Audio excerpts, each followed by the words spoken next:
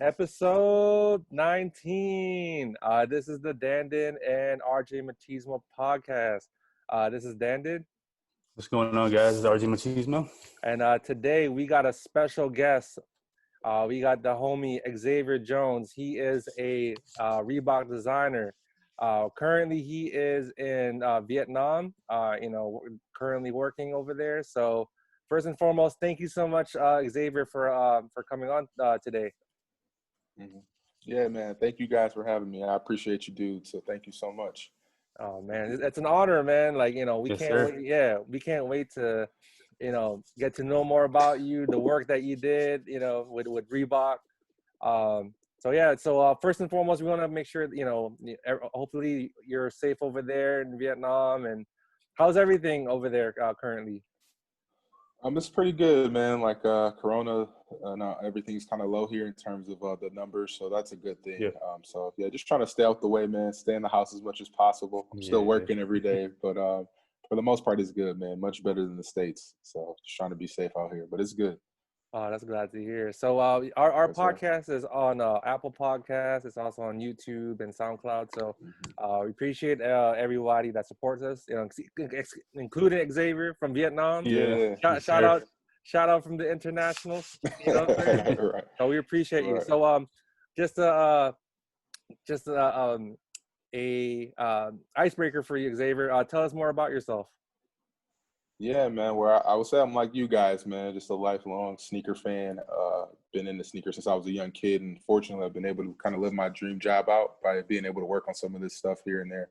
So, man, I'm just a lifelong consumer and fan of this stuff. The culture, the ad campaigns, marketing, those things that drew me in as a kid. And I'm just really fortunate to be a designer and to have an input on some of the things that made my childhood special. So just the average dude trying to figure out things day to day. I don't know nothing, just like everybody else. I just know what I like here and there. And, man, just try to soak up as much game from you guys and anybody else I come encounter with. So for me, I'm just a sponge with life. So come at everything with fresh eyes, a fresh perspective, and just try to implement what I can, here and there. Yeah, that's awesome. So you went to school for designing, right? Yeah, so I ended up going to Eastern Michigan for apparel and textiles, merchandising as well. It was kind of like a general fashion degree.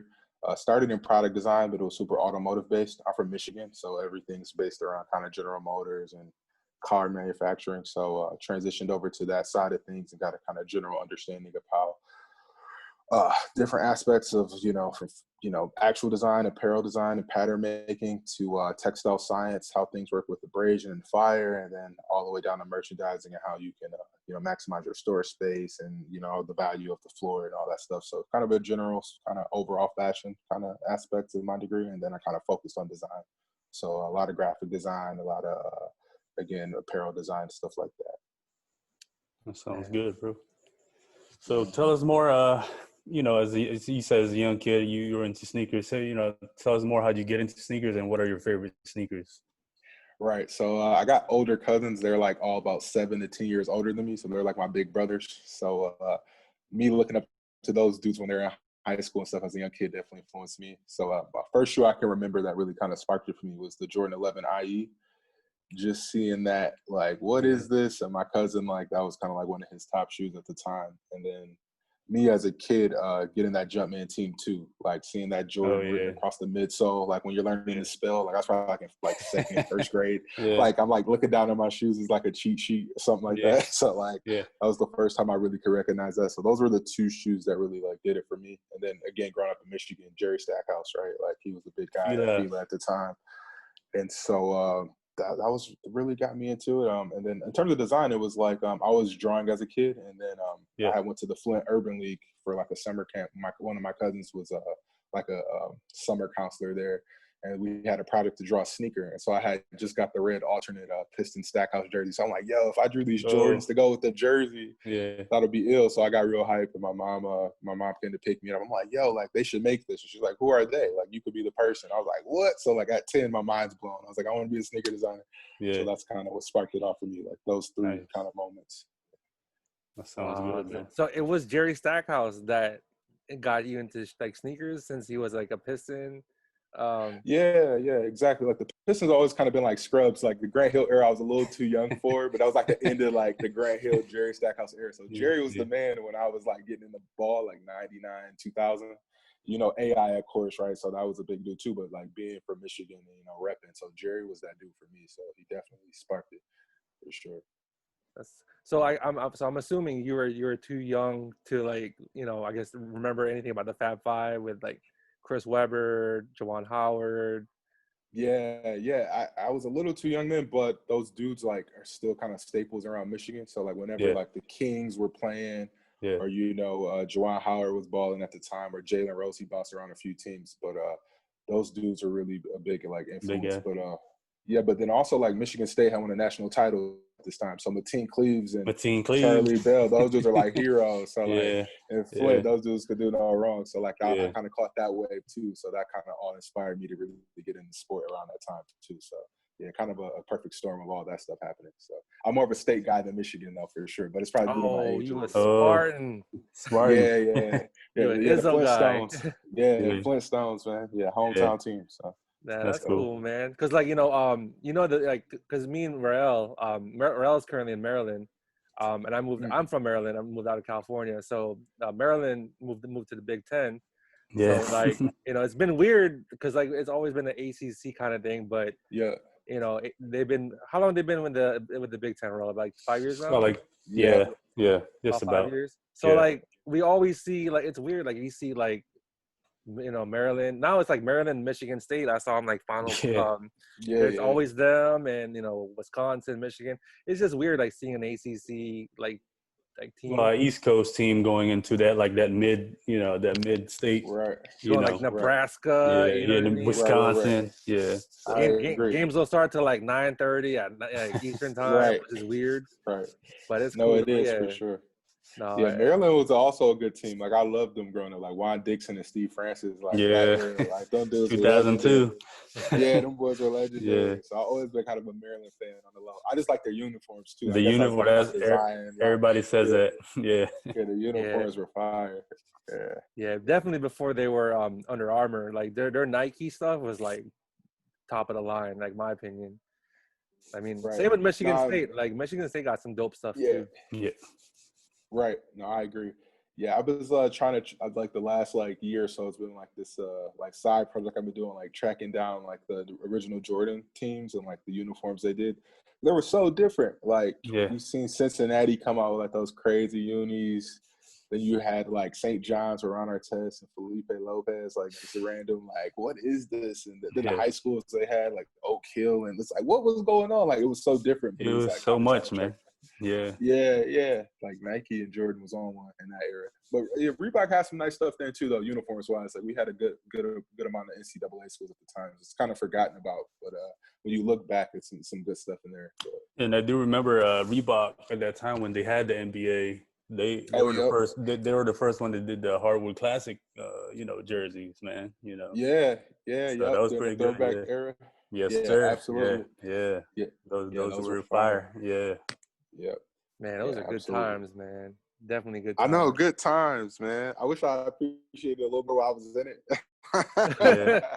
But it's cool to look back. I feel that era is like the golden era for me. Hell yeah. Those are good times, man. Like you know, even though you said that you were too young enough to remember about the Fab Five, I think the fact that you still remember Jerry Stackhouse's first shoe, like the stack, like that was I think that was next level, because at that time it was basically Grant Hill, right? It was just him. No one else had like a signature shoe. And then when Philly drafted Stackhouse, and then he went to the Pistons, you know, like it just blew up from there. Like my opinion, a lot of people, like Fila was under the radar like for a long time, but you know, it was basically just Grant Hill and Stackhouse that was just carrying that brand. Yeah, it's crazy because I'm a historian nerd guy, so like I'm sorry if I bore you guys, but I love like sneaker stuff. But I was looking at that, and they had like, I think it was like 98 or 99, like they had end up having like C Webb under Fila, and he had a signature shoe, and then they ended up getting Derek Jeter, and then they ended up getting Barry Bonds, Sammy Sosa, and I was like, dude, they had a roster, like a Nike level roster for like a year or two, and then it kind of all dissolved away after Grant, kind of fell off. But yeah, it was pretty crazy to see them being it. Because I forgot about all those dudes. I'm like, I never thought people would saw that. I thought it was just Grant and then Yeah, that's what I Stack. thought. It was just Grant Hill and Stackhouse. That's all I thought. Yeah. Oh They had man, a little roster. good times, man. So we're gonna get to the cool part with you, Xavier. So how long you been working with Reebok? Almost 5 years now. So Okay. yeah, I actually got my start out of college. Trying to find jobs, and being I didn't go to like a highbrow design school. It's kind of like a fraternity of all these dudes. Like I had no clue. Like I had went to Pensole first though. They had did an Adidas program with them, right? So they kind of picked like 9 footwear designers to come out there, and then I did that. And then I was thinking like Adidas was gonna hire me. Like I'm not leaving Portland. This is what I've been trying to do. Like being able to go to the HQ and talk to real designers and all that. And then my wife now, but she was my girlfriend then, had got an internship with the Sacramento Kings like midway through the time I was in Portland. I'm like, I ain't leaving. I'm gonna stay here and hold it down. And then she ended up getting that job. And so my first day in Sacramento, I just was applying to jobs. And then the Kings hit me back. I applied to work at the Adidas store because they had an Adidas store. I was like, all right, I know footwear. Let me try that. And they hit me back. I was like, yo, like, do you want to work in the locker room? And I was like, hell yeah. So like, I spent my first year out of college working in the locker room for Sacramento Kings. And then I ended up convincing them to let me get a graphic internship. And I had a design background. And I bounced from there. Then a short stint with the Atlanta Falcons. And then New Balance hit me up for an internship. So I always wanted to do footwear. And I was like, yo, this is my opportunity. Went there. And then really within like 3 or 4 months there, Reebok hit me. And then I went to Reebok. So had a little bouncing around period in like a 2-year span. But I got to experience like all my quote unquote dream jobs and get a feel of like how things work. And so, yeah, I've been holding it down here for the past like almost 5 years now. It's a lot of grind, bro. Respect it. Much respect to you, Xavier. So, there's a good stuff about we want to know about like what you've accomplished with Reebok. So if you work with a lot of projects, Reebok will definitely touch into that. One of them that me and RJ were we were amazed was the Reebok Stomper Final Battle Pack from the movie Aliens. How much you worked with that world famous designer Chris Hill. How much did you enjoy working and collaborating with that project? Yeah, so Chris is my guy. He's a Midwest dude too, so he's like my big homie, like my OG. He coaches me through a lot of stuff. Even now, I talk to him daily. Like Chris is my dude. But I have the shoe here. But initially, it started when we were working on this. He wasn't involved in the shoe at the time. So this was our product managing guy, Josh Ushish, was working with Fox, and they just wanted one shoe, right? And so Chris is a big like fan of this. Like he loves the movie. He's a like avid collector. He has toys and all that. And so I did this shoe, and they liked it. And then Chris wanted to join in on the project, so him and Josh added the other shoe as a part of the pack. And then he just went crazy with the packaging and all that. So it was like super crazy for that being one of my first shoes to release on something that was so big. Because at the time I didn't realize it. Like I was like, yo, it's a cool little like yellow shoe. And like I'm not that familiar with Aliens. Like I know it, but like I know like Alien versus Predator. Like I was like, I don't really know about the original like trick. So I wasn't that like hype on it. But seeing it all come together in the marketing we did, it was super huge. And then getting like my first magazine cover with like Sneaker Freaker and all that, like kind of out the gate too. It was pretty shocking. But yeah, it was a good process, and then Chris really brought it over the top. But a little upset that some of the bells and whistles were missing from how I wanted it. But it was a good opportunity for sure. Really good opportunity. Yeah, that looks dope. So like, what were the bells and whistles, if we don't mind asking, like that you wanted on that Final Battle Pack? So in particular, like it's the details, you guys probably didn't really notice, but like it's kind of like debossed here. It's kind of like, but I wanted it molded to be raised to look more like the machine. Okay. Yeah. And then the key detail was the yellow was supposed to wear away in certain parts to a metallic suede, like a wear away leather. So as you wore it, it would kind of look like the machine was being beat up. It's a part of the battle pack. So our developer kind of prolonged the process and getting the materials ordered, and we ended up missing the deadline. So we had to go forward with like the first sample as is. So that was kind of sucky because that was like my big like cool element. Because Chris like went in, he got glow in the dark midsoles, he's got hang tags, all this stuff. I was new then, like I didn't really know how to like I couldn't even conceive going that far. Like I'm just trying to like, yo, I got a project. What should I do? So I was working with him and then trying to, finish that stuff up, but it didn't come to fruition the way I wanted it. But people really liked the shoe. It was a good project, but just a little bittersweet. But you'll probably hear that across the board. Most designers, like you're kind of like, man, if I had that extra week, or if I had that, that material I really wanted, it would take it over the top. But as long as the fans like it, it's all that matters. Yeah. So let me ask you this: how long did that process take for that to come along? And to be honest, it was fairly quick because it wasn't seen as a big project. Like Josh was just kind of working with Fox as kind of this one-off thing, and it kind of grew into what it was. So that's the beauty when you can get on projects like that, where it's kind of a small group. It's not many eyes on it, and then it becomes big. But usually when it starts, we're like, you know, when you're working with like a guy like AI, so many people involved that it's like, man, like so like, much has to be. Yes. So that one was cool because it was kind of like a fast thing. Nobody was really expecting it to be as big as it was. Yeah. So how long was the process, like from the sketches to the rough drafts to the prototypes? Like how long did you and Chris, like from start to beginning, how long did that take? So that the group I was working in was CTM, so that's close to market. So we're looking at stuff for 6 months to 9 months from intro date to market. So fairly quick compared to some other things. But yeah, I just did a colorway. So the shoe was designed by Tuan Lee. So he's a Vietnamese designer. He's like a super legend in the game. He went on to design like the Tai Chi for N1 and like all the KG stuff. Yeah, he's a super OG. He's a super OG. So he designed this. He was the first actual ever designer at Reebok. So before that, in the industry in the early 80s, it was just cobblers and dudes who made footwear. So he was like a guy who was hired from design school to design. So he was the first ever designer. So his stories are just ridiculous. So yeah, for me, it was just a quick color up, and again, just trying to pull details. I think like watching the movie and pulling elements and looking in the forums with the fans and trying to dive into their culture and what they were looking for was kind of the hard part, but it came together pretty quickly. So I think probably within 9 months, it was at retail from the original concept. And I think Chris was a little bit faster because his wasn't intended to be a part of it, and they had to scramble to get it to go together. But yeah, he did his thing. So go ahead, Ro. Yeah, so pretty much like the way you design the shoe, did you have to watch, like obviously you had to watch the movie and pick out spots and, you know, like you just where you wanted to go, right? Yeah, trying to get screenshots. I hate when they censor, like they censor the screenshots sometimes. I don't know if you guys ever experienced that where like it goes black when you try to see screenshots of movies sometimes because they have like some kind of coding where it knows it's copyrighted. It's crazy. But yeah, like stuff like that, like trying to get screenshots or like rewatching the scenes or like little details like the serial number off the shoe. I mean, on the machine, I'm gonna put it on the shoe or the arrows of this, like just little details, nuances that people may not pick up on that you want to add in there. So yeah. Man, that's dope. So do you have the Alien Stomper, Xavier, that goes with your shoe? Yeah, the Stomper? Oh, the big one. Yeah. No, I don't have the original. Those things are kind of. Yeah, Chris should have gave that to you, you know, as a collab, collaboration. Yeah, no, I don't have it. But that packaging is crazy though. That's sick packaging, man.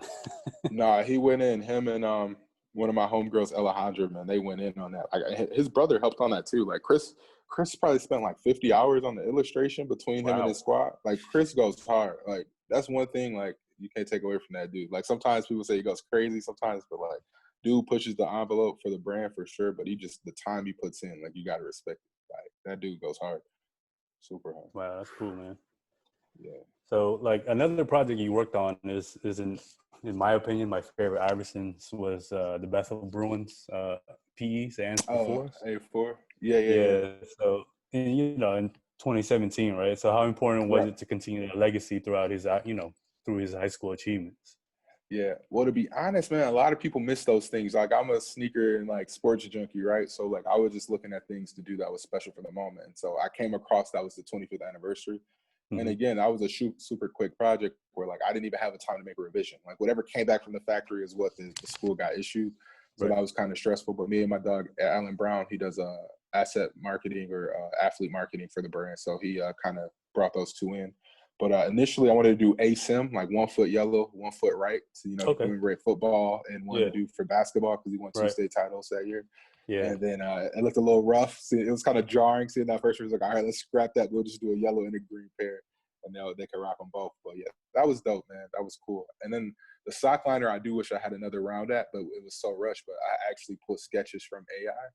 So he used to draw a little bit in high school. So I had found like some sketches from a book I believe Gary Land did. And I scanned them in and tried to like trace them a little bit and put them on the sock liner. Like, go back to the school days of him sketching at his desk at Bethel or something like that. But needed another round on that one, but Yeah. it was a good idea. But I wish those would have came off the retail because that was money. I love that. I love those shoes a lot. Wow, that's And cool, man. so basically, it was a player exclusive, like just like the Bethel like athletes, like I'm Yeah. assuming basketball and football got a pair. Yep. Yes. Yep, exactly. Yep, yeah. It shoot out to the basketball team. Maybe some pairs get out to football, but yeah, AI. We still do stuff for Bethel here and there. It's a little hard sometimes, but yeah, he still kind of lists those dudes. So yeah, and then the cool thing with that too, like I was like I had told you, but I was like the block is kind of from the step over with Tyronn Lue, like that hard like one toe block. Usually has the gray on the side panel. Yeah. And then I try to incorporate the leather from the Answer One. So like I was trying to create, like in my mind, even when I work on AI product now, like a material bank, kind of like Jordan does, like cement print is like synonymous, or patent on the 11. So I'm like, yo, how can we build that for us? So we had the patent on the one, we had the super pearlized and tumbled leather on the question. Like those should be grails within the AI's kind of business, and then we should kind of incubate like how to make those fresher moving forward. So I love like mix matching materials from different models, or like details from this one and bring it on that one. So that's kind of like my thing to kind of make it like seem legit. It's like the fans really respect that. Like they love the materials and those little subtle details that nod back to, you know, the OG stuff. So that's always me trying to like do little nuggets here. Like if you got the Answer One and you got a pair of those Bethels, you're like, oh, okay, this looks together, like sits together really well. It's similar materials and whatnot. So I don't know, subtle storytelling that doesn't get told. I try to do. Yeah. So I'm sure you know, Allen Iverson saw your work. What did he what was his impression of your Bethel? Yeah, so he just likes colorways in general. Like Chuck is a kind of easy guy to please at times. Sometimes he's not as engaged at times. He's usually more like a little bit more reserved, but like when you could get him like in a room and he kind of gets excited with stuff, but mainly for him it's colorways. He's just looking for stuff to match different fits. Yeah. So with him it's like if he could get a yellow question or a purple this, he's like, okay, dope, because I got this fit and I got this Laker hat I'm gonna try to throw with it. So he's more so like the whole look. Yeah, fashion guy, that's why. Yeah, he's a fashion dude. Yeah. So like as more as you get him more colorways, he's usually good. He's like, yo, I need colors. Like that's all he's really looking for. It's cool. And I think that's pretty cool for the Answer 4s, because I mean, you know, for the Answer 4s, there's not that much, you know, colorways. You know, it's pretty much with that 6er colorway. So for you to do that, I mean, that's a lot of variety already. And then, you know, what you do with the soles are pretty nice. That front part is like, it's kind of like a, you know, what do you call that? Like I don't want to say speckled, but you know, it's a lot of colors. You know, you don't see that on the 4, so that's pretty good on that part, man. Nah, I appreciate it, man. Yeah, man. Thank you. Happy you guys noticed it. I be forgetting about a lot of that stuff sometimes. Yeah. That's why we're fans of your work, Xavier. Yeah, you know, like we got much love for the Vector. You know what I mean? Yeah. So I appreciate that. Oh, you're welcome. So another project, you know, just like on top, you know, of list of your good accomplishments at Reebok. So another collab you did was the DMX Run 10. So that was considered back in '98. That was like hand in hand next to the Air Maxes, like '98s. One of the best running shoes back in you know, '97, '98. So back in 2018, you made an AFF edition that inspired with hip hop culture. So what was it like to add like premium, you know, you know, like designing such as like quilted upper and gold eyelets? So you want to tell us more about that? Yeah, man. So first I want to shout out to Scott Hewitt, the original designer of Iverson product. Like that's my guy. So I'm a historian, so we'll do that. And then moving to DMX Run 10, Billy Marvin. So he's the designer of that shoe. He was still at Reebok when I was there. He left over the past couple of years. He dipped out. But for me, man, it's really cool. Like you said, like I love to dive into the history of the shoe and why it was popular and you know what made that special. And so sitting down with him and just talking to him about different stuff or colorways that he picked and all that, that was really dope. But actually the same product guy who did the Alien Stomper, Josh Eustace, he briefed that to me and he was like, yo, we just need something special in the, you know, kind of a higher tier space. Like how can we make it, you know, pop a little bit more? So I was just looking at like kind of like stuff from like the 90s or like late 80s that I thought would be dope. And I was looking at kind of the eyelets that kind of look like Gucci links to me. So I was like, yo, what if we did like a full like Gucci link kind of eyelet setup like premium leathers, you know, nice buttery stuff, quilted leather, stuff like that, and kind of remove some of the mesh on the shoe. And mainly because that was me being selfish as a consumer, because I owned a couple pair of those, and when you snag that mesh, it's kind of a wrap on there, like it gets really hairy. So I was like, yo, we could like make the side panel leather or like do it a full grain suede. So whenever I touch a DMX Run 10, I like to do like that little subtle thing for me as a consumer, like that, like gives my pairs a little bit more longevity. But yeah, that was kind of the hero thing. Like, yo, simple, clean, like all white, all black, premium materials. But like, how can we dial it up and kind of tell like a cool, like kind of 90s to 80s hip hop story? So I was like, yo, call it like the Gucci link. So we didn't really tell it that way, but that's kind of what I was thinking. Like, yo, this is like something like Rakim might be wearing in Harlem or something back in like '88 in my mind. Even though it's a decade before the shoe came out, but that was kind of like the inspiration behind it. Okay. So it's more like the, you know, Rakim, you know, Eric B type, you know, back in the 80s, you know, like hip hop music. Exactly. The movie Paid in Full. That was the inspiration. Okay, gotcha. Yeah. Shout out to Cameron. Yeah, shout out to Cam. Yeah. Shout out to Cam and the buttery leather. So. There you go. The flea box, man. We know about those flea box too. Yeah, shout out to Chris. Chris killed those too. Yeah, those are super dope. I wanted a pair too. Like a lot of people did. I love the purple ones, the purple right. The first colorway. Yeah, the purple haze joints. Purple haze. Purple haze, sick. And then they came out with the Killer Cam pink ones too, which was super dope. Yeah. And then he did I think, did he do the DMX 10s with the all black ones, or is it the all purple? Yeah, he did the all black with like the like American flag lining. Like fur. It was wild. Yeah. I know about those. I be killing Chris on the fur, the pony hair. He loves it. I be like, dog, like you gotta tone it down a little bit, but that's his favorite thing. So I let him live with it. But yeah, he loves to use pony hair. That's his thing. That's like his pony hair. Yeah. So another shoe that you designed, man, the Reebok DMX Series 2000. You collaborated with Swizz Beats. What was that experience like with them? Incredible, man. Like again, like when I started, I was doing a lot of close to market stuff. So not only like stuff for the brand, but like collaborations. And like you get in the room sometimes with some of these accounts or some of these designers, you're like, how did you become like, who? This ain't real. Like this is like all smoke and mirrors, dog. So Swizz was cool because like he had a deep like sneaker knowledge. Him and his team, like his homeboy Snags was like his like sneaker like dude. So they would bounce ideas back and forth. So that was a really good experience. And then he was just a good dude. Like sitting down with him, trying to understand what he wanted out of a product. He also like was a fan of the DMX Run 10. So how can I infuse some of that DNA into the product and tell his story? And so, yeah, it was really dope, man. Swizz was a really humble, down-to-earth dude. Like, I still talk to him here and there and just about random stuff every once in a while. But, like, dude, like, I never met a dude so humble that accomplished so much and didn't have an ego. Like, he just wanted the product done the right way. So, super fun to work with Swizz. Like, definitely a blessing, man. Super blessing. And he had a lot to, you know, like, he was more involved into that project. But that's the tough part, right? Because like a lot of these dudes don't know what they want, so like they could just be chilling when they're like, "Yo, I want this Air Max," and we're like, "Yo, like we don't, we can't make you an Air Max." And then the next day they'll be like, "Yo, I'll give you a Hexalite." Exactly. Or like I'm really into like Sergio Tacchini tennis right now. Can we do this? I'm like, but that's like you just told me like 2 months ago we're moving in this direction. But with Swizz was really cool, and like we went to his apartment, got to sit down with him for a little bit. So he was really into art. And so what inspired me was kind of like the human anatomy. So I was trying to make a shoe that was like kind of super deconstructed, but also kind of looked skeletal, you know, kind of like the anatomy of things. So Damien Hirst and Dustin Yellen was like his two like inspirations for art at the time. And I was like, how about we tie this in together and try to create this whole like aesthetic. So that was kind of the inspiration behind it. Like, how can we make it structural, but also kind of, skeletal kind of system. Originally how do you say, like the outside of the shoe was supposed to be a pump, right? It was supposed to be almost like a protective layer of pump, and then the inside was supposed to be knit. And then we ran into costing, and we had to get the shoe done, so we had to like boil it down to just kind of being a molded piece. But originally, it was supposed to be this whole like pump bladder that would kind of sit on top of the upper. It's kind of act as like a protective layer. But we got something close to it. But yeah, that was supposed to be like this whole story. But we got there a little bit. Yeah, I guess for an artist like Swizz Beats, like I guess he expects like what he gets it his way, right? Because he's used to getting his own way. So I guess it's more of like a humbling experience. Like, hey, we can't really do it like this because of it's a different brand. I understand Right. what the inspiration that you want. You want a little bit of like the Sergios or Air Max bubble.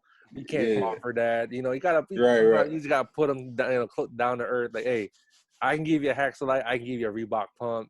Right. We can do a Reebok Classic. Right.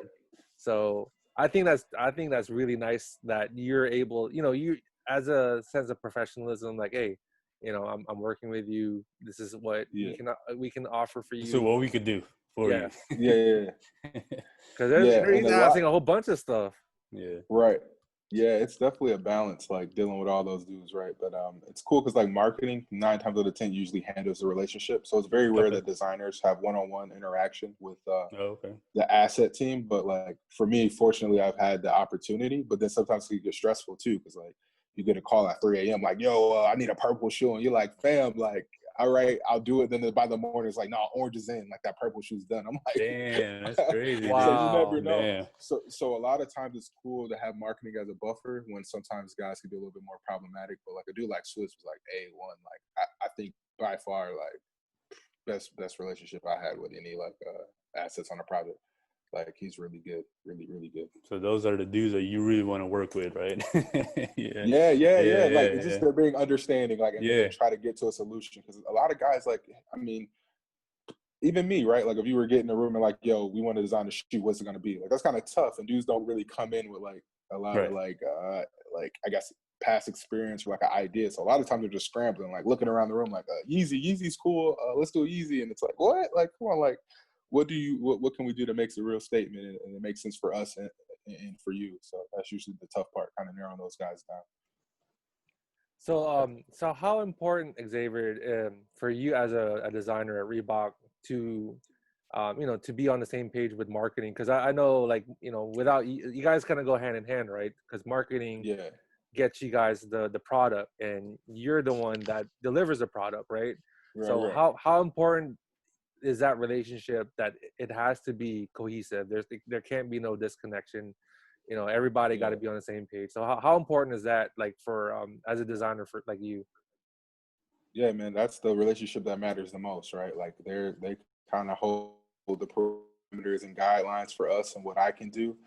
And then I got to kind of execute their vision. So it's this perfect collaboration that has to take place in order to get the product to the right place. So I definitely think they're like super important. And then as well as development, right? Because they kind of bring it to life. So sometimes I could try to do something super crazy or use a material that I want to use. And like, I just can't make it happen because we'll have 100 shoes returned in the first day. So it's definitely a marriage between those three that kind of have to work together.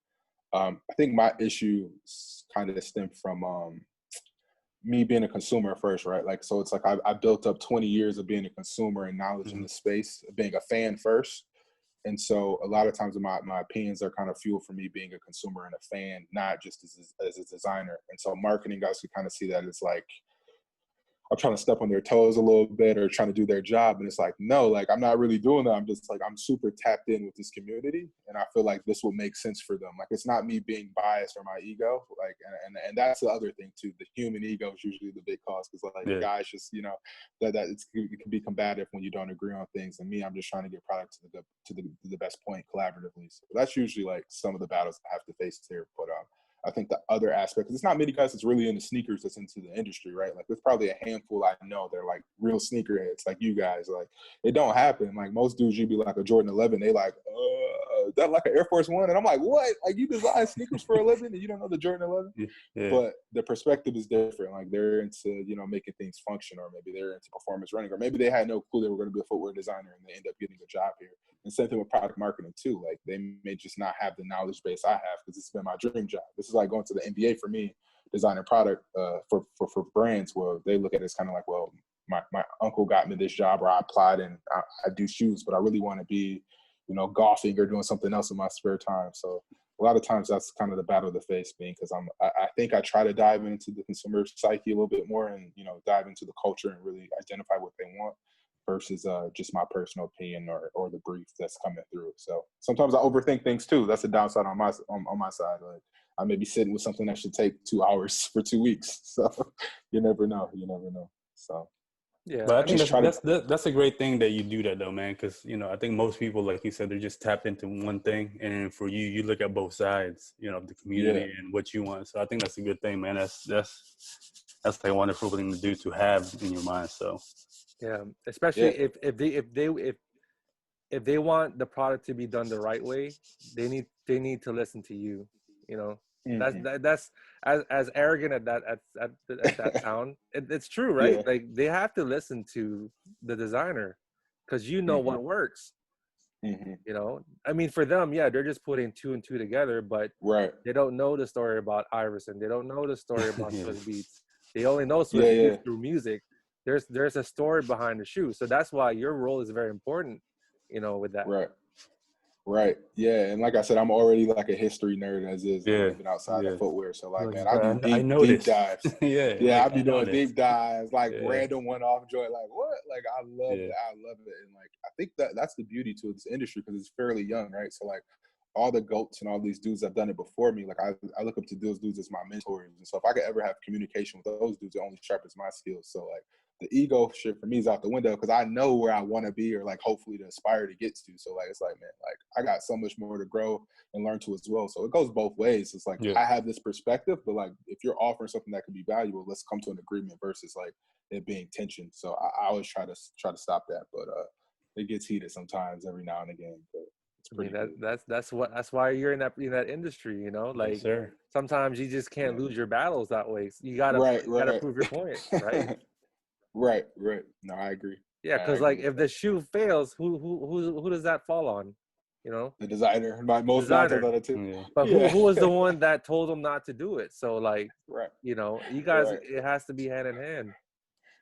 Yeah, no, it's funny because a lot of product managers, because it's kind of this thing though, honestly, in the industry where it's like marketing versus design. It's like it's this beef. Like I don't know if you guys know Steven Smith. He designing like for Yeezy now, but he has this cool interview he did with Soul Collector recently, and it was just funny. Like he's still mad at the product marketing guys from like the early '90s and '80s. It's like this constant like this like beef here, but like they forget like they almost have amnesia on like the decisions they made. Where like I'm like like last season you told me don't do this and it worked really well for us, right. and then now you're all on it. Like for instance, the Kobe PEs we did like. I should say the answer for the question is just Lakers inspired. So Yeah, yeah. since all that, but like no, like I pitched those back in 2016, and like even like to get that purple answer for out was like such a battle. Like they were like, nah, like purple shoes don't sell. And I'm like, but like What? I'm like for All-Star Weekend to drop the Kobe answer for that we had, That's like that makes big. all the sense in the world. And they're like, Yeah. nah, bro. Like it took for my man Jeremy Salih, who's also like a mentor. He's the head of Puma footwear design now for basketball. He like went in the room blazing, like, nah, this is what we doing. Like, I don't care what y'all talking about. Like, and like walked out, and everybody's like, damn. So like, that's the only reason why that shoe came to life. And now they look at it like, yo, like that's a good shoe for us. The resale value is still high. Hell People like yeah, the bro. shoe, but it wasn't gonna happen. So like, Yeah. the day-to-day meetings that like just stuff doesn't happen. It's like crazy. But I don't know. Just try to chalk it up to the game and keep fighting. But yeah, little stuff like that for sure is a testament to how things work. But we'll see how it Man, goes going forward. just keep fighting your battles, Yeah. Xavier. Yeah. Keep You fighting gotta it, bro. speak your mind, man. Because Yeah. Yeah. that's the only way for you to succeed. Like as far as like speaking your mind and showing your creativity with your with Right. your designs at Reebok. So Right. don't give up, man. Yeah, man. And like I said, just bring that wall down. Like it ain't me versus you, bro. Like we're all in this together to get the brand better. Yes, Like sir. it ain't We're right marketing versus behind you, design. Xavier. We're right Yeah. behind you, man. We are the Yeah. consumers. We're the one. We're the customers that want to buy your products. Yeah. This So is what I'm we waiting know on, bro. we all know what we want. Yeah. We talk behind closed doors. We're stuff that we want. Yeah. As Yeah. a Nah. you know what I mean. So Nah. I respect it. for sure. So another question with you. With the release of the Kamikaze Reebok Kamikaze 2's Sean Kemp's, what was the story behind the rebranding of the name of the sneaker? So again, I'm still not privy to 100% of that. We're still trying to figure that out moving forward. But I Okay. think they were saying in Asia, guys were kind of getting offended by the name Kamikaze, and so in order to kind of restore faith in that product and kind of be conscious to what's going on and how that could be offensive to certain people, maybe we change the name up to kind of help alleviate some of that tension there. So it's still not 100% Okay. set, and we're not really sure what the name will be moving forward. But talks have been around potentially changing that name, as you guys been seeing on websites. But yeah, mainly just Asia, particularly, that they've been having issues with the name Kamikaze. Yeah, so that's understandable. It's more like in like Japan. Yeah. They take offense to that. Yeah. Yep. It's kind of like the how do I say, like the Air Bacons, right? You know, with the Allah in the back. A lot of you know what I'm saying, like a lot of people took offense to that because the flames look like Allah, like people figure it out. So, you know, Nike had to figure something, you know, they just put air, right, instead of Allah. Exactly. This is wild. Like, you know, when you were like 15, 16 years old, you cared about what the shoe looked like. You never cared about like the details. Like, you never cared about that. As you get older, right, like you understand, like, why do all these people get offended? Oh, like you read the air, it says Allah, and it doesn't say air, which is crazy. So no, it is pretty crazy. Yeah, it's crazy too. Like the Kamikaze has been in production pretty much constantly since it came out, and it's like, I mean, now I guess I did hear in the mid 2000s they had some issues with it. So I think maybe in certain regions they changed the name. I can't 100% co-sign that, but one of my coworkers was telling me that like 2006 or 7, like in certain regions they would change the name. Well, in Japan in particular, but I'm not really sure why now. But I guess everyone's woke right now too, so that's a good thing, right? Everybody's kind of seeing the world through this lens, so I guess that makes sense. Why now it would be the change, but we'll see if it changes. It may not. It's not 100% set in stone, but that's just the communication I've been given from different guys within the brand. Okay. With that being said, though, I wanted to know because, you know, I have both pairs, right? I have the 2015 ones, and then I have this year's. And, you know, doing OGs, they always make these little changes, right? Why did they change the tongue, man? Like, I want to know, like, is there something like behind that? Like, you know, just changing the design forms from the OG, or? Nah, man. A lot of times it may just be like a decision made. Or like it could be cheaper to make, right? Like if we can remove this overlay, it may save us some costs here. But then secondly, it's like you just may not know. So a lot of times, like guys just aren't aware of the product. Like say, for instance, like we may go to the archive, right, to get a pair of like 95 Kamikazes, but it's a sample where it was different. So me as a designer now that's in charge of that bring back, I may not be aware that this is how the retail pair came out. That's my only reference. So that could be an issue too. So I think it's a combination of both, just making sure the details are right, and some dudes just miss the details, or marketing may want to change it for costing reasons. And then secondly, it's just like not knowing. Like a lot of dudes ain't going in to buy the original pair off eBay and breaking it down and like trying to make sure it's right. And so all those little things happen. And then also like another thing is like some things are just lost into time, right? So like say someone did the bring back in 99, they changed it, but now that's the new OG standard for the brand. I'm like, no, it was a version before this that was totally different. So it's kind of like, you notice little stuff like that too. But bringbacks is probably the toughest thing in the industry, because like the processes for things, the materials, the vendors, everything is gone. Like you're trying to recreate something like that's what's made 30 years prior. And if you're not like a super, super savvy guy, or like have attention to detail that like a lot of like experienced designers will have, you can miss little details. So like, I'll be the first person to say like the answer one bring back that we did was kind of weak. And I was involved in it a little bit, but like more for costing purposes. And like attention to detail wasn't really paid attention to, and I let things slip through the cracks. So like I would take the blame for that. But it wasn't 100% me though. I say costing was the main thing. But like, that one breaks my heart a little bit. Man, it's all good, man. It was all done in good. You know, it was a good effort. You know what's crazy, Xavier? Like in the States, the Kamikaze is actually sold out here. It's like sold out everywhere. Did it? Yeah, that's huge. Yeah, that's wild. Huge, man. Yeah, man, we've been having this little like buzz, this little resurgence that's been going on the past like year now, where stuff has been really. I'm excited for it, man. I'm excited for it. Yes. So hopefully we could bring some more exciting stuff. I think I got one dropping that I did. It's like a Sonics alternate colorway. I think one store I seen that is it all black based? No, it's that's one of my homies, Joey, did that one. That's like the 64 wins, whatever joint for Sonics. Like, but I did like it's almost a flip of the black red OG, But I Okay. tried to bring little subtle details back to tie back to the original. So like we can't put Kemp on the shoe at the moment. So Yeah, like put kamikaze on the lace loop things and stuff like that. So little subtle hits. So hopefully I could get another stab at a couple more of those in the near future. But yeah, Sounds trying to bring something back that makes sense. And I'm a super OG I like purist, that. dude. I like what you just said with the lace loops, Bring man. back, You know? bring back Sean Kemp, Yeah, Xavier. yeah. Tell marketing to show the bag to See, Sean. that's what I was saying with the kamikazes. At least like if it's not gonna put Kemp on the lace loop on the you Right, put kamikaze right. style. But you know, Right. Yeah. Nah, I'm hearing it might be in the works, but I can't make no promises. So hopefully we that's can cool. get Kemp back. But we'll see. We'll see if he Stay actually tuned. gets it back there. It's only right, man. It's only right. It's only right, dog. Yeah. I feel the same way. I feel the same way. Go ahead, Real. Yeah, so going forward, man, you know, like I said, for me, I'm big on like these Reebok sneakers and like, you know, the OGs. So going forward, man, will we see more either basketball or even like the cross training, like football, you know, shoes, you know, going in release? Yeah, we'll see some stuff here. I think another tough part with us right now, especially with COVID and everything, everything's kind of slowing down in the industry, and so we're not seeing a lot of kind of traction with buyers buying into a lot of our new retro programs. But hopefully, we could get some new stuff to the marketplace. You'll see a lot more of the the tried and true shoes we've been doing: Kamikaze, Question, Shaqnosis, stuff like that. Yeah. But I definitely want to dig a little deeper in the archive, though. It says some stuff in there, dog. Like we got like you know, the DMX Lightning, like Chauncey Billups joint.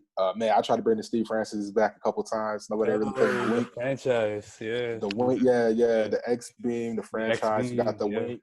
Yeah, so like the Wink for me is like an ill shoe because like again like the Answer 4, like I remember getting that for Christmas in like 4th grade. Like I thought I was the man, but like the Wink was the other shoe at the time. I'm like, people sleep on Steve Francis. Like that's the dude I want back with the brand. Like Steve Francis was cold, bro. Like Tacoma Park, Maryland. man, they be sleeping on Steve, man. So man. We'll see, man. Hopefully we could get some of that stuff especially back. His first shoes. The first ones. Man, dog was out there killing Rookie of the Year. He was like 3-time all. Like Steve Francis ain't no scrub. Like he ain't no scrub, bro. The commercial with Scarface. Like people only talk about the Jadakiss commercial. I'm like, Steve Francis had a commercial with Scarface, dog. That was dope, man. So what was that? What was that shoe that Glenn Robinson wore his rookie year when he was the rails? Those need to come back, bro. The rails, come back. The big dog. Yeah. I got dope, a couple man. pair of those. Yeah, those are dope. Yeah, the rails were sick. Yeah, like Big Dog too. Like bring him back. Yeah. Bro, is one thing too, man. I want to know the story with the Big Hurts, bro. Like, cause those are one of my favorite. They changed the name, and then they took obviously it's like the contract issue with Frank Thomas, but man, those hit the outlets, man. I know, man. I missed that wave. That was a little before I got here, but like. True, man. I wish I would have grabbed some of those. I was like, man, when I got them, I wore it out. They're like, whoa, man, what are those? Like, damn, dudes ain't know about them, man. I was like, well, they're like, the Crazy Eights. Nah, they're not the Crazy Eights, man. Yeah, right. So that's great, man. But hopefully, man, like you said, man, like everything's slow now, but hopefully we'll see more good things. Absolutely, man. Yeah, it's just trying to bring confidence back to the brand, and I think now we're seeing a lot of things sell out and sell through. So it's only building up for the momentum for us to do more stuff. So hopefully we can keep on doing those things. So it's a good time right now. Yeah, everybody's doing that nostalgic stuff. Man. Everybody, I want to see. I actually like me as a customer. I want to see the Reebok pumps back. I want to see the pumps back. I want to see the Insta pumps back. The Shaqs, the Shaq 3s. Yep. Shaq Attack. Yep. I got a pair over there. Yep. I want to see the ES22s, man. Oh man, the I Emmett Smith? love that shoe. That's one of my favorite. Yeah, man. 22s, bro. Super phenomenal. His shoe after that, the Rush is ill too. I love that shoe. Like the ES22 and the Rushes are so dope. And then the Rain Mans. Rain Man. Yeah. Is that the one with the zipper, right? Yeah. It was the Shroud, and then they did the Rain Man. I think 1 or 2, I think, on that same bottom. But that was one I was trying to get done back then because the Shroud came out around the time I had started. So I'm like, yo, we already opened the bottom. Let's bring back the Rain Man. Yeah. I don't know what really happened, bro. And those Shaq shoes when he signed the Lakers, like with the crucial like hexalite like cushioning, it was like this big hexalite. It's super High, what was those man. called? Trying to think, is it called the Preacher maybe, or what is the name of that shoe? He had a couple like that where it wrapped all the way up. Like, Oh, Yeah. and the Nick Van Exel, the Blast too. Those needs to oh come yeah, back. those are ill. Yeah, those are ill. The Blast are ill. You That's know a what I'm talking great about, shoe. Real? Yeah, The yeah. Reebok Blast. Oh my God! Yeah, Like that's my remember hoop. those, That's yeah. my hoop shoe right now. I got Yeah. another pair right there. Yeah, I hoop in those now. Like they're so comfortable. Like the lockdown is so real. They hot and heavy, but like the It was called the lockdown is crazy. Reebok I love Preacher for the Preacher? Shacks. The Preacher. Yeah, the Okay. Preacher. Okay. Yeah. Yeah. The Preachers. Man, Yeah. we need to. I need another pair of the Blast though, for real. Like that's like one of the shoes like I couldn't afford back in like middle school. You know what I'm saying? Like everybody Yeah. in high school and middle school had them. Right. And then like when people like before it was Nick Van Exel like made it popular. I saw people in high school wearing the champion like Laker jersey with the The Reebok champion Blast, pants. bro, with the Yeah. starter jacket. Yeah. It was Yeah. just like it was over. Nah, Straight man, a up. Lakers colorway of the Blast would be so fire. Just like replace the red with like purple or something like that. Something Yeah. subtle, or it's like, man, Yeah. I would And love you that. got to bring them back like for real, Yeah. for real. It's funny when they I'm- came out, man. Nobody was like even paid attention. I seen a few Right. dudes, but they Right. sat. And I was like, bro, these are classics, man. Right. Yeah, they did, man. I had ended up getting a pair free when I was like at Reebok. We used to play ball every day because we had the gym on the middle of our campus. And then, man, I had hooped in them once. I was like, this is one of the best hoop shoes I've ever had. Yeah. Like, I love this shoe. So I still ball in them now. Like, that's about, like, I literally have them sitting on the ground. Like, I love those shoes. Yeah, that's like my shoe.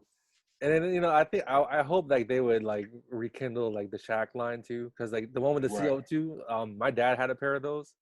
It was crazy. Like CO2, he had like a gun with a CO2, Yeah, yeah. and you pump it on I'm the gonna have to ankle. bring them out, dog. I'm gonna have to bring them out. Let's Yeah, go. bring 'em out, man. Let's go. Man, we bring it all back, bro.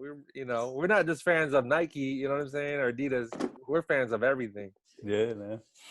So we got the Blast. Woo! Right here. Hey. Oh man. So That's I heat. still hoop in this, but it's so comfortable. I still balling. It's a little beat up here. I got another one over there too.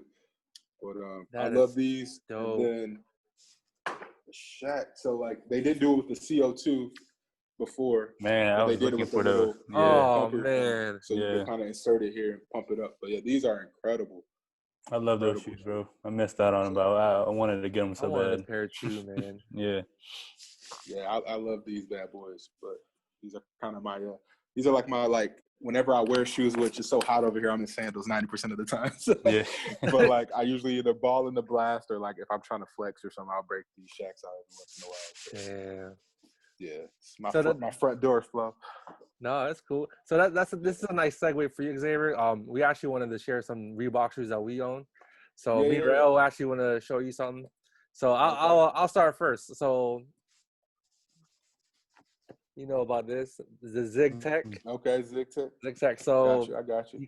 You already have the hint already. It's the first athlete that wore them, that had a design. Okay. John Wall. Okay. These Jones are Okay. super dope, man. Like these things that like how much were they, Rel? Like $29.99. 29. Everybody hated these. They were like these Yeah. things are like Yeah. funky. They kind of look weird. There's like no like flexibility. Right. I thought like for $29.99, like it was just a dope ass shoe. It was like the first. Can't Like, go. Yeah. it was like the first design shoe that that John Wall had, and I think it's super dope, man. Like it's like a high top because like he plays really fast, and then I think Zig Tech's actually pretty comfortable. It has a little bit like the Hexalite, a little bit, so Right. Yeah. it's pretty dope, man. I like them. So that's my show and tell for Xavier. I hope Yeah. No, I got some for you too, though. I'll bust out one of those as well. Yeah. Oh, I know. So- I'm sure you got something, man. Nah, not man. You'll be surprised. A lot of this stuff, man. Like a lot of this, like even those Blasts and those Shacks, I grabbed off eBay like everybody else. A lot of stuff I'd be hunting for too. Yeah. So, but when we were leaving the building, we had a couple pair of those John Walls around. But I'll show you something that I got. I'll bring them out. I ain't show nobody them. I didn't think nobody cared, but I love the culture. So. Yeah. For sure. Yeah. Go, Rel. Show Yeah. them your show and tell, man. So I got this right here. Okay. Right. Okay. Yeah, I'm a big fan of my guy, man. Rest in peace, but man. Oh, okay. You got them. Yeah. There it is, bro. I I love love those. these. Yes, sir. And when he was a sneaker free agent, was it like 03, 04? Yep. I'm waiting on those questions, man. Those questions. Oh yeah. Laker inspired. Yeah. Come on, I want to complete that set, man. So That's hard to find. That was like a Packerland, I think, like exclusive. Like Packer it was only shoes. Packer shoes. They're Packer shoes. Yeah. it was Packer shoes, and it was what's that Shoe Palace, the yellow ones? Yeah. So Yeah. these are here. I love these joints. Yeah. Yeah, I got a pair of the Kobe questions as well, but I can't get the LeBron though. The LeBron's been a big. Oh, the yellow joints. Oh, Yeah. the McDonald High School American one. Saint Vincent. Yeah. Okay. Yeah. The St. Vincent. Yeah, Saint joints. Vincent. Them evade me for a while. But yeah, so hopefully I could get this next yellow toe that comes out. Hopefully the next couple of weeks. I'm still. I can't get that over here though. Yeah. That's the second part. But. I mean, you work at Reebok, so you're accessible to. I mean, you can. It's that reach for you. You know what I mean? Yeah. You gotta. Me and RJ we gotta search eBay and like. Yeah. I'm telling you, I wish it was that easy. Like I think I'm joking. I'm dead serious. Like I'll be on the same grind. Like marketing is they break it up a little bit with those dudes. They can rock something. Like me, I'll be out here like y'all. Like I'll be on the site trying to figure stuff out. Like on eBay, like all the kicks I'm telling you, are like eBay joints. Like I get hooked up sometimes, but a lot of it's just on the grind. eBay. Yeah. I'll be on the lookout for everything. So. Yeah, November 28th, man. For us. Yeah. For us here in the state. I got a battle with those dudes, but I'm gonna get them hopefully. Yeah, we gonna beat those bots, man. Screw 'em, yeah, man. I hope so. Yeah. I hope so, man. Yeah. Now, since y'all the Maryland Connect, let me grab these John Walls real quick. All right. It's over already. Damn, dog. Yeah, no, man. Look. Can't wait for those. We're not just all about Nike, you know what I'm saying? We love all pairs, bro. See, Yes, that's a screenshot right there. You know what I'm saying? Shout out to Reebok. Yes, sir. We're part of the Bach boys. Yeah. The Vector Life. Yeah, see, Reebok. Everybody hated these joints, man, back in I know. That's why it was on sale. Yup. I know those are those the grown man? Yeah, Yup, I know about those. Damn. So yeah, I ended up grabbing these, but the crazy part, people were leaving these in the old office when we moved. And I was like, what? Nobody wants these? So I ended up just like grabbing them, but I didn't know what to do with them. Like, they're not even my size, so maybe I don't know. What's up? If you guys were a 10 or something, I might have to get these y'all way when I'm back stateside. Yeah. But yeah, I'm like, dog, like these are sick. That's the one with the wood. It was like the wood. Yeah. I remember those. The shoe tree and all that. Yeah, so I was like, man, these are pretty dope for that. And then other one I got is this one is my size, but I've been like sprayed to wear it. So got the gold rush. My dog Brian Lee, he's working at the Players Association now for the NBA, but he's a good dude. But when he was leaving, he was like, "Yo, you want these?" I was like, "Yeah." But the crazy part, I lost the key. Shit! You can't open it. Damn. I lost the key in the move over here, so I don't know where it's at. But hopefully, I can get this thing open one day. But it's a pair of Gold Rush John Wall zigs in here, so but they're my size in the 13. So. There's a shoe inside, and you got a key. Yeah, I lost the key. I don't know what happened to it. Bro, you better call a locksmith, man. Yeah. You might get it for cheap though, till like get it open. You know what I mean? Yeah. I know the shoe will probably be disintegrated by the time I get it open. You good? As long as you don't put it in the sun, you good. Right, exactly. So. Super dope, man. How I wish we can see the contents of that shoe, but it's not your fault that you lost the key. So. Yeah, I can't get that bad boy open. Yeah, it's crazy. I'll find it though. I had to see some pictures once I get it open. That's cool, man. And then I guess I got a couple more like show and tell shoes, a couple quick ones. So this is a pack I'm super happy of. Like these ain't out yet, so this is exclusive here. These are supposed to be for the NBA bubble, so we were kind of sending kicks to some of our guys, affiliates with the brand and whatnot. So a couple pairs. So I flipped one of our iconic questions, kind of brought in some DNA with some of our current players. So we got the Josh Richardson kind of question. PE here. It's birth year, kind of the brown ice cream sock liner, stuff like that. And then it's another one that nobody's seen yet. We got the Trey Burke. Supposed to drop. Dang, that's sweet. So, that's so dope. Yeah, they got a signature. Well, both their signatures on the other side. And then the one that people have seen is my favorite, probably is the Ty Young. So she was posting these a few weeks back. So these are pretty cool. So hopefully these make it out sooner than later. but at least on court. So we'll see. But Yeah, it's just like kind of like those Bethel P's and some of the stuff I do every once in a while that I haven't shared yet. So yeah. Man, you know what? Like for me, like the questions are just like those are like those are the new retros that everybody wants. Yeah. Right. Especially with like boost technology now, like it's more comfortable with the Hexalite. So, you know, you see James Harden wearing them. You know, a lot of NBA athletes wearing them now, and I think it's like to me, it's my opinion. That's almost like the Jordan 1 or Jordan 11 of Reebok, because there's so many color combinations that you can. It's a lot you could do with the shoe, right? Yeah, absolutely. Yeah, we talked with the designer not that long ago, Scott. He was super OG dude, but he was saying it's not Jordan 11 inspired, but it is. The lines are so a little simple. bit, yeah. He's like, nah. He's like, none of that has nothing to do with it. But even the first initial colorway, the question was in white with the patent leather toe. So like, from the original sample, so I'm like, it gotta be kind of inspired by it. But he's like, nah, dog. Like, this is all me. So, so we'll see. Man, that's so super we'll see dope. that. Yeah, but questions having a resurgence though, like big time. Like a couple people hit me up about those Dallas Cowboys ones. I designed those too, and they sold out super quick. Yeah, I saw them last night. Yeah. It was a couple things I wish I could have tweaked last minute, but like I was like, I didn't expect them to sell through like that. Like everybody's like, what? Like they gone like in the Dallas Cowboys, like, bro. what? Yeah, them Dallas boys. We them boys. yeah. So, they were sold out last night, man. I was, I'll be on Twitter just looking at, releases, and then they're like sold out. It's like, dang, that's crazy. Right. Yeah, those are fire though. No. Those are fire. They are fire, even though we don't like the team. Yeah, I'm an Eagles fan. I'm an Eagles fan, so I'm a Washington Redskin or football team fan. So got you the football team now. Football team. Well, we might have something for the Eagles guys. I don't know if they're gonna make it, but it might be something coming. So keep your eye open for those. So. Stay tuned. I'll stay tuned. For sure.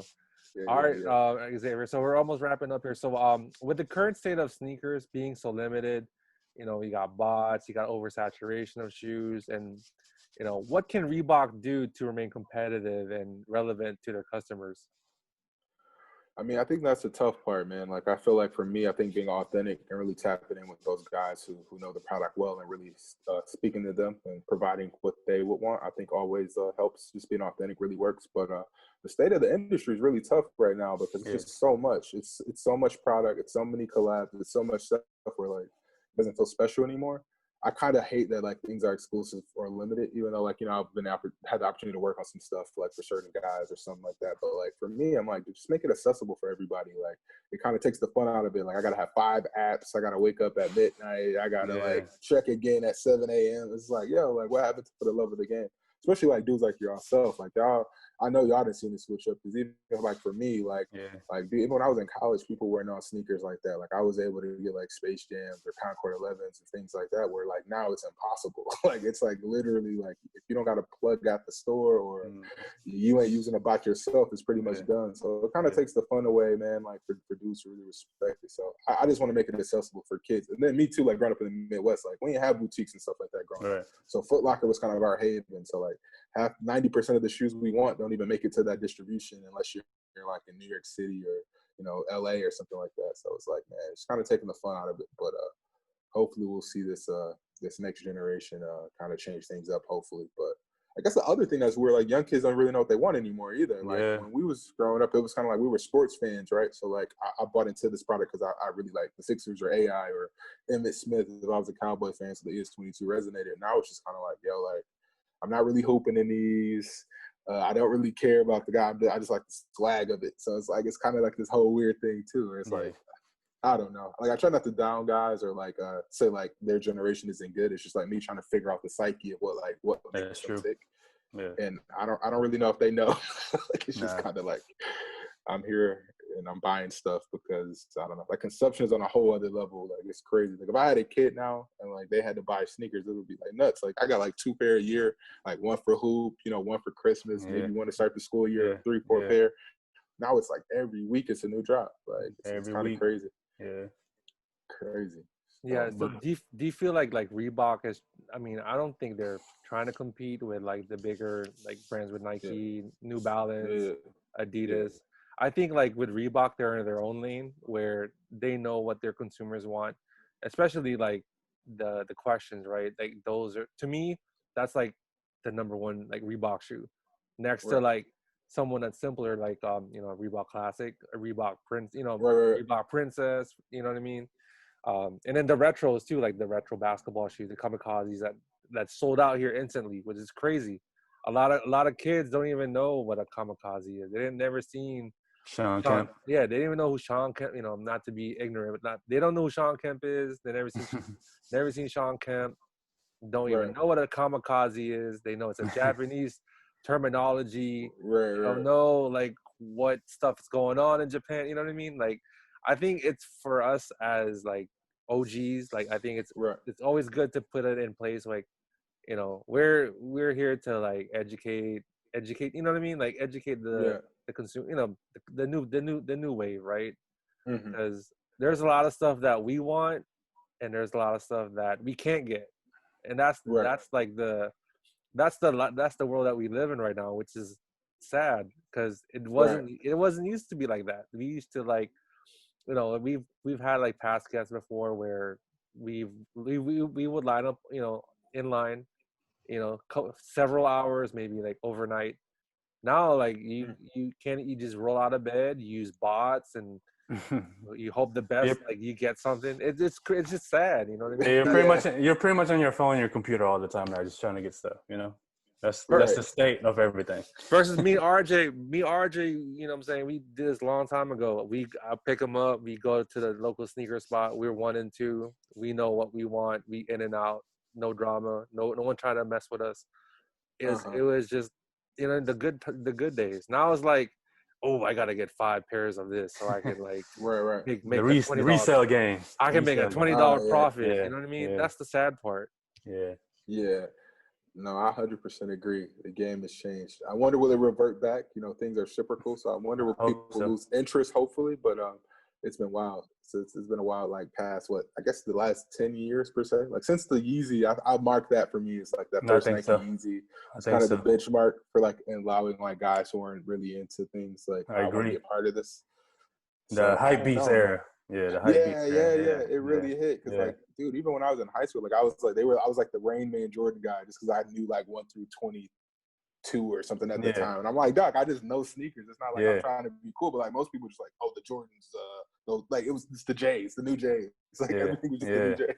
So it's like it's a weird thing now where I don't know, everybody's kind of tapped into culture, but And like you we'll said, see and where it goes. you hit on that spot where you said, the kids nowadays, they don't know what they want because, like for us, we see Yeah, our favorite athletes. right. For them, it could be like an influencer, obviously. Right, right. Which So, is crazy to me. yeah, Like I yeah, can't figure that part out. Like I'm like, I don't know. It's tricky. It's so tricky. Like yeah, I can't figure out this next generation. Because it's still the kids who are into that stuff too, but like they aren't really spoken to. yeah, It's more so like the influencer wearing some like this Kylie Jenner really sell Reeboks for us more than AI. Like to me, I would exactly. say no, but like maybe I'm the weirdo there. Like I don't know. I'm trying to figure it out, but Yeah, they can't tell you the answer. Like you 9 yeah, times out of 10, it's kind of like I don't know. So we've been yeah, struggling with that a little bit, trying to identify that. But I think just being authentic, man, and identifying like yeah, dudes who really want the product. And I agree with trying to infuse some newness in there. But usually that's my battle too. Like I'm the OG dude. Like I like clean stuff. I do some new stuff that's crazy here and there, but like I want something that feels like it was worn on court, or can we bring back a story that we haven't told yet? Like, so I that's think kind of usually my that's the best part of it. Yeah, that story, man. So, That's yeah. dope, man.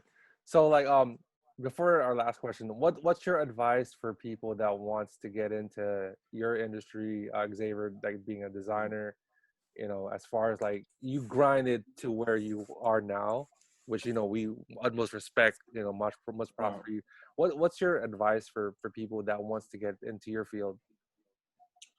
I think definitely like identify guys who are doing what you're doing and try to find that roadmap to them. To me, it was like Jason Maiden, right? Like before I knew who Tinker Hatfield was, like Jason Maiden was the dude designing like the Jordan Jeters and a lot of the Jumpman shoes of that era. So for me, he became the roadmap for my success. Like I'm gonna try to follow his path to get to where I'm getting to. And then it's like just follow your passion. Like I'm like I genuinely would be doing something around sneakers if I wasn't doing this. And fortunately, I was just kind of relentless in trying to kick down those doors. And when I got the opportunity, I tried to run through the door with it. And so that's kind of been my thing too. Like, don't wait for people to tell you to do certain things. Just be a self-starter.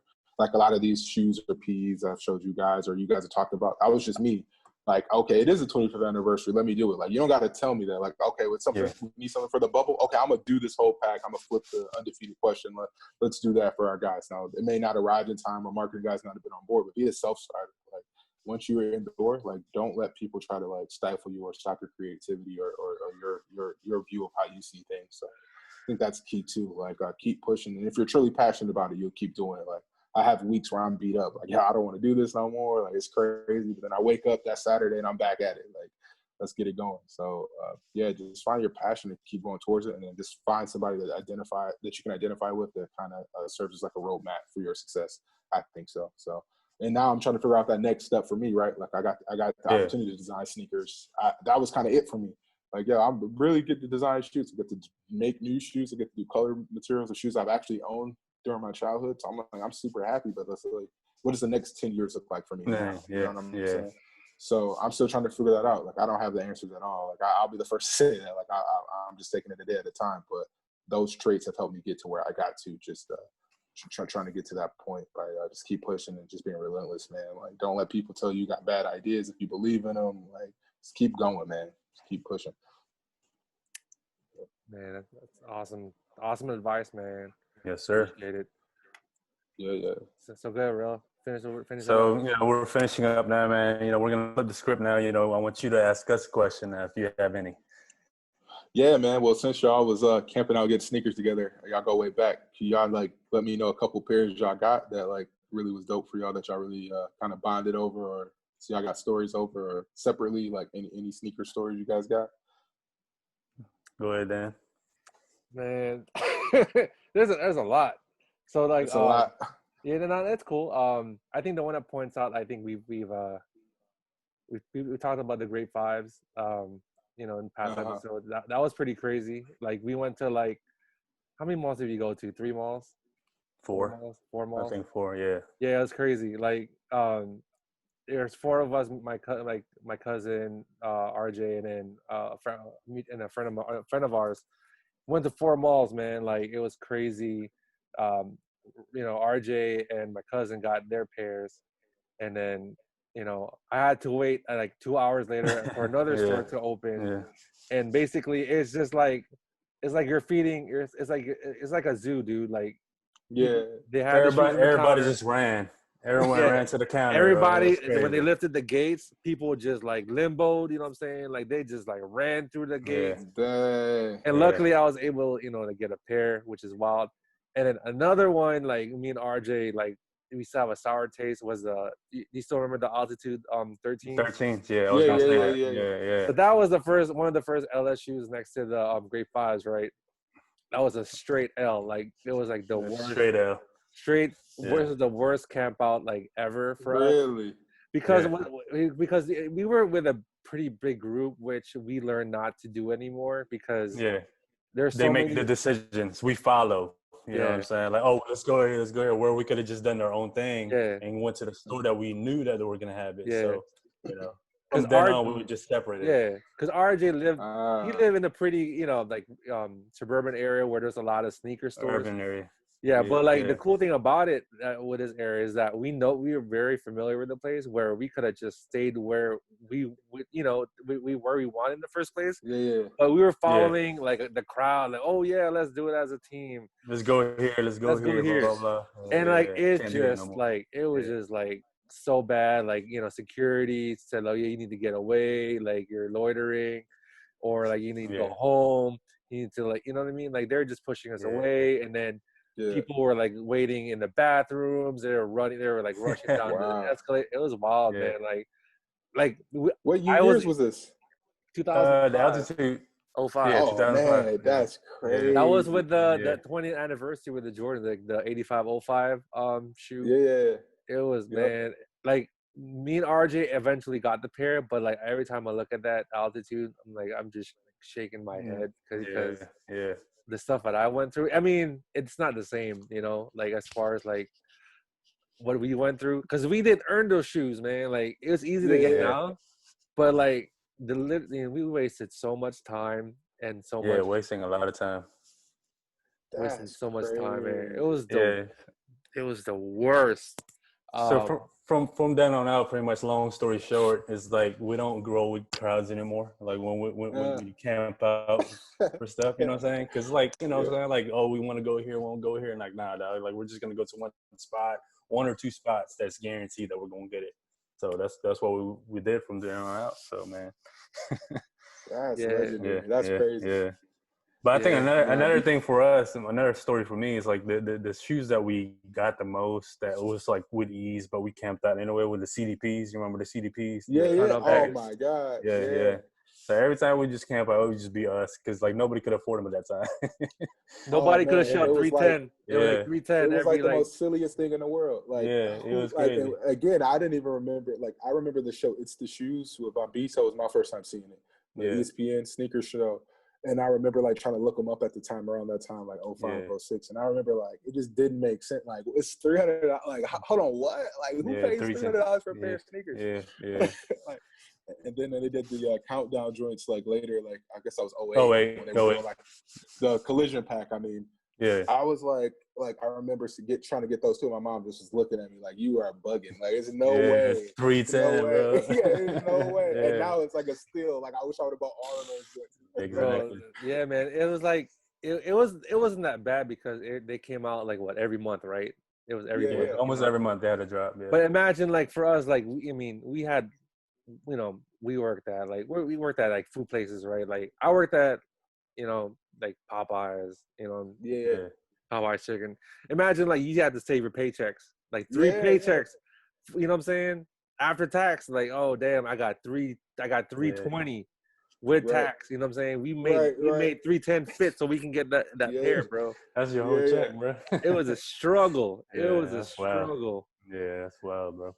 So man, it's funny. The same thing happened to me. I was working at Dairy Queen like in 09. This is when I was like in high school, getting ready to graduate, and the infrared 6-pack was about to come out. So like the Foot Locker that I thought would get it didn't even get it. Like I kept calling like, yo, like, are y'all getting it or whatever? But like saving up like a whole check or like trying to work extra shifts to get that money to purchase it. I still couldn't get it. And then like even the Yeezy, like I remember like I didn't know resale was a thing other than like eBay. So like I remember I was calling around a boutique, had the Yeezy once and like the couple colorways like the Zen gray and the black purple. And I remember going down there with like my 250 or whatever, 260, like up in the kitchen. He's like, nah, these are like 3 something. I'm like, what?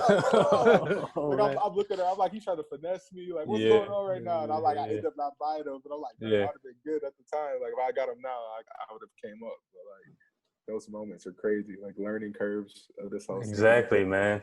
The growth. It was a lot of growth, man, from then on out. You had to take your lumps, you know what I'm saying? Like that's the only way you get better in time. Like you become more mature, and now like you accept it. If I don't get it, I don't get it. I don't get it. Good. So what is there any shoes in you guys' area like coming up that was really hot that maybe was like regional? Like I know a lot of people put like Nike boots or foams on you guys or even like New Balance. Like was there like is that like 100% accurate or is there like something you guys were on that other people weren't on? Like I think it was mostly foam positives, New Balance, and like you said, the Nike boots. That was like a DC thing, DC Maryland VA, VA thing. But like the New Yorker dudes, they'll say they're the foam guys, guy. Exactly. I hate that everybody like the New York dudes always talk about the Air Force One mids. I'm like, yo, mids were like not bad. Like everyone's like mids are the worst thing ever. I'm like, really? I was like, what were mids bad? That was my first Air Force One was the mids. Mine too. I'm like, that's the shoe. But DC Maryland VA, they that's the staple. New Balance, foam posite, flat posits, and then the Nike boots go with domes and all that. Okay. Yep, that's why Wale made a song about Nike boots, man. Every verse he said is 100% facts. He put us on the map. So shout out to Wale. No, he did. That was dope, man. I wish Wale would have had like an ill sneaker collab. He kind of missed that window of being like that dude. And I don't know why Nike was kind of playing. It's weird now. Nike collaborates with everybody, but like collaborating with Wale was like so taboo back in like 08. Like that was like it didn't make sense. It's like Yeah. It should have happened, man. It Like, should have that dude was happened. putting on. Yeah. Like him doing a foam, like any kind of like posit would have been ill. Like so ill. I remember he had one with Asics. what's that? Asics. Yeah. The It's IC. like Yeah, it was a wrestling fan thing. yeah, it was a wrestling Yeah, thing. Yeah. But I kind of missed that. And then like the gel lights didn't really pop up. Like Ronnie and Kith and that whole thing kind of really got the Asics thing. But like Asics is one of my favorite brands too. I love what they do. Like the Gel My was definitely my favorite shoe from a couple years back. I thought this shoe was fire. They got a lot of heat too. Yeah, a lot of heat in their archive as well. It was just crazy. Like, I mean, with the J. Cole Pumas, I mean, you know, they could have done that something like that with him, but I mean, you know. Yeah, man. That's how I feel too. And he's like more of a sneaker guy than Cole too. Like my man Jeremy designed that shoe and like worked with Cole, so it's super dope. But like, I don't know if like people like J. Cole, but I don't know if they know him for like kicks. Like I try to do the basketball angle too, but he's that's what it is, the basketball angle. Yeah, but like that would have been so ill. Like I don't know. I was Wale 10 years before, but it was a missed opportunity, man. Yeah, I think so. And he was that influencer that we all looked at too. You know, he always had the Prince J's. He had the jerseys of Mitchell Ness. You know, absolutely, absolutely. Doesn't get his credit, but we'll see. Yeah, man. Well, that wraps it up with episode 19 with Xavier Jones from Reebok. Yeah. Thank you so much, Xavier, for having us on. You know, we really appreciate it. Hopefully we see you on the stateside soon when all this pandemic is over. Definitely want to kick it with you. Yeah, hopefully we can visit you in Vietnam, you know what I'm saying? Like show us around, you know, Reebok campus, you know, maybe give us some sample shoes. No, I'm just kidding. Nah, man. Nah. Awesome. If I can, I got you guys. Like I try. Nah, for sure. So if you want to share if you're on social media or anything like that, you know. You want to plug yourself in? Yeah, I'm primarily just on IG, a little bit here and there. I kind of be dipped off a little bit, but Xavier Jones _XCI on Instagram, and hit me up. I'm around. Cool. So. Show. All right, so that wraps up for episode 19 of the Dandin RJ Machismo podcast. This is Dandin. This is RJ Machismo, guys. And it's Xavier Jones. Thank you so much, guys. All right, peace out.